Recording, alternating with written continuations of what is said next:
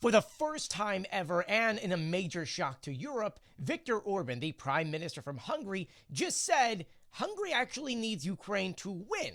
Because if Ukraine were to fail, it would be a major problem for Hungary.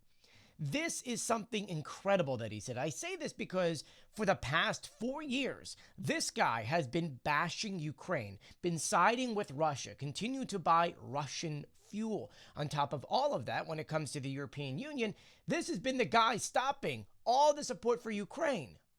But today, during a town hall sort of conversation, he openly admitted that Hungary needs Ukraine to win. And let me go ahead and actually read for you what he says here so that you understand the full thing. Ukraine's collapse would be a serious problem for Hungary. So it is not only not in Hungary's interest for Ukraine to collapse. We must do a great deal to prevent that from happening. People in the countryside understand this perfectly, and so do property spectators. The value of your plot of land is influenced, not only by the quality of your own property, but also by who your neighbor is and in what condition they are in, and who continues to live there. That matters in the same as it applies to countries. He continues, let me give you two figures. 44% of Ukraine's total electricity supply comes from Hungary, and without this, Ukraine would have already collapsed. And 50% of Ukraine's gas supply comes from Hungary. He then talked about how they're still buying Russian gas, in which he says, in passing, yes, we import Russian gas to pass part of it on to Ukrainians.